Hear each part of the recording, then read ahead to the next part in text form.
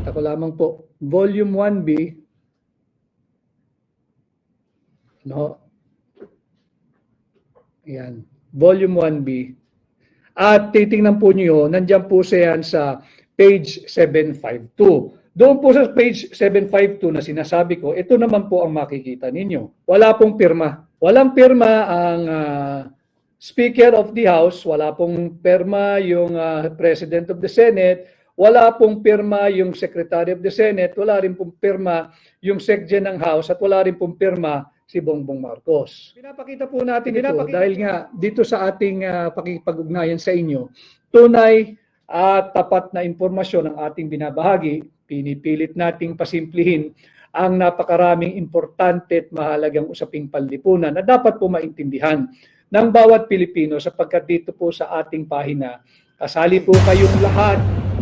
Pilit nilang ang pinag-uusapan ay Duterte pa rin. Kung hindi man si Pangulong Duterte, ay si Vice President Inday Sara Duterte. Sino ba ang Pangulo? Tila si Pangulong Duterte pa rin. At yan nga pong ginagawa nila, pilit na linalayo ang usapin dito sa napaka-anomalya, criminal, unconstitutional, immoral, illegal, invalid 2025 budget. At kagaya po ng ating titulo ngayong hapon, yung enrolled bill na amin pong nadiskubring panibago ay wala pong pirma ng Speaker of the House, ng Senate President, ng Secretary General ng House of Representatives, at pati ang Sekretaryo ng Senado. Walang pirma, blanco. Mahalaga pong pinag-uusapan natin ito sapagkat kung matatandaan po ninyo, humiling po tayo last week sa Korte Suprema na mag-issue ng tinatawag nating subpoena ducis tecum. Ibig sabihin po noon,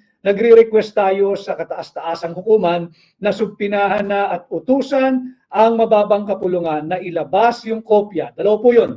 Ilabas yung kopya ng General Appropriations Bill at ilabas yung kopya ng enrolled bill. Ang ating pong layunin, yung layunin po ng ating legal team, iatras yung dokumento. Kunin natin yung kopya ng General Appropriations Bill. Huwag na po yung GAA, pirmado po yun eh.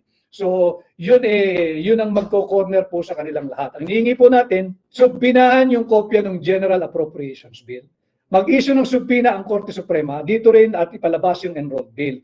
Para po iahambing natin ito at ipapakita hindi lamang sa Korte Suprema, kundi para sa inyo, sambayan ng Pilipino, iahambing natin doon sa ratified, filed, approved, at signed final bicameral conference committee report. Na nakita naman natin ay natataka na na-receive ng House of Representatives Bills and Index Service noong December 11, nakaraang taon po yan, December 11, 2024, around 4 o'clock in the afternoon.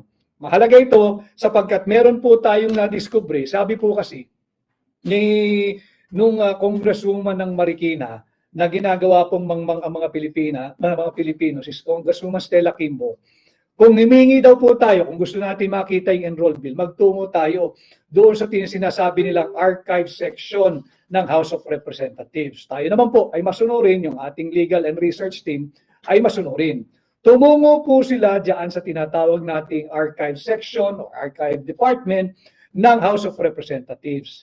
Hesitant po yung mga empleyado roon, subalit pinakita po yung kopya ng archive section ng House of Representatives. Doon po sa ang kopya pong pinakita, yung kopya na ng GAA, yung General Appropriations Act, Volume 1-B, page 752.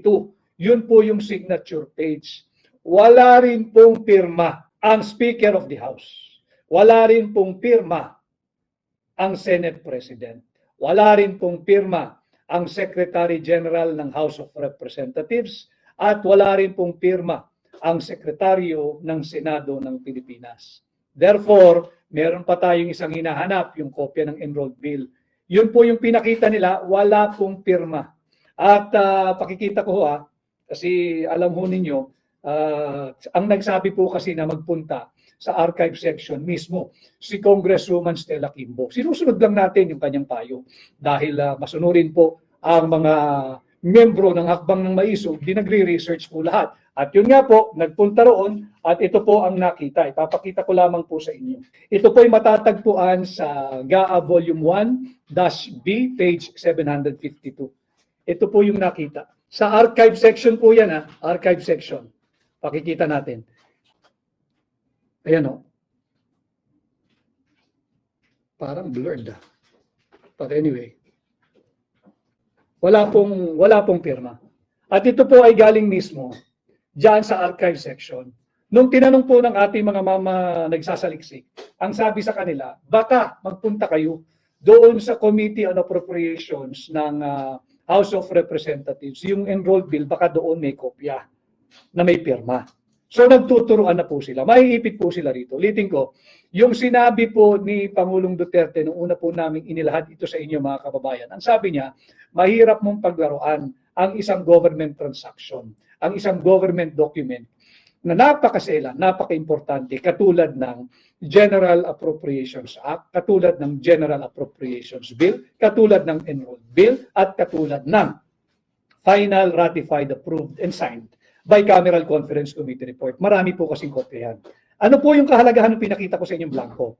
Galing na po ito mismo sa archive section ng House of Representatives. Ano po yung kahalagahan ng archive? Yung archive po, mga kababayan, yan po yung repository o taguan ng mga original or faithful reproduction or faithful copy of a document. Nang sa ganun, pag kinakailangan, kagaya ng ginagawa po natin, meron ng live case o may isang kaso sa Korte Suprema, humihingi tayo na makapag-issue ng subpoena, meron po talagang lagakan o taguan ng mga mahalagang dokumento. Kagaya nga nitong hinahanap nating enrolled bill, tinatawag nating GAB at yung GAA. Nakita po natin, ulitin ko, yung kopya po ng larawan na ating nakuha ay yung Volume 1-B, page 752 of the General Appropriations Act. Wala pong pirma. Walang pirma. So makikita niyo mga kababayan kung paano talaga tayo sinasalaula at binubudol nitong Marcos administration. Hindi lamang iniwang blanco yung ating pundasyon ng ating budget. 28 line items blanco, ang halagang kabuuan ay higit kumulang 241 billion pesos na tinatawag na congressional insertion. Bakit insertion? Blinangko nga po nila. Tapos yung proseso, biglang nagkaroon ng halaga, insertion po ang tawag doon. Bawal po yon dahil walang kapangyarihan sino man. Mapasenado, mapamababang kapulungan, higit pa ang Malacanang na makialam. Pagtapos na ang proseso ng pagpasa ng ating taunang budget. Kaya po tayo bumabalik sa usaping ito. Lahat po yan, yung sinasabing impeachment laban kay Vice President Inday Sara Duterte, tatalakayin pa rin po natin mamaya. At itong bagong kaso laban sa kanya na inciting to sedition at grave threat, lahat po ito ay paglilihis dito sa higit na malaking pananagutan ng Marcos administration. Lahat po ito ay paglilihis sa napakalaking incompetence ng Marcos administration. Pilit nilang pinagtatakpan. Hindi po natin sila dito lulubayan at nakikiusap nga ang ating mga abogado sa ating Korte Suprema na mag-issue po kayo ng subpoena, ilabas ang kopya ng enrolled bill, ilabas ang kopya ng General Appropriations Bill nang sa ganoon ay mapadali ang pagpapakita ng ebidensya na illegal, immoral, unlawful, criminal at unconstitutional ang 2025 budget ng administrasyon ni Bongbong Marcos. Volume 1B, pakita ko lamang po, Volume 1B, no? Yan, Volume 1B. At titingnan po niyo, nandiyan po siya sa page 752. Doon po sa page 752 na sinasabi ko, ito naman po ang makikita ninyo. Wala pong pirma. Walang pirma ang Speaker of the House, wala pong pirma yung President of the Senate, wala pong pirma yung Secretary of the Senate, wala rin pong pirma yung Secretary ng House, at wala rin pong pirma si Bongbong Marcos.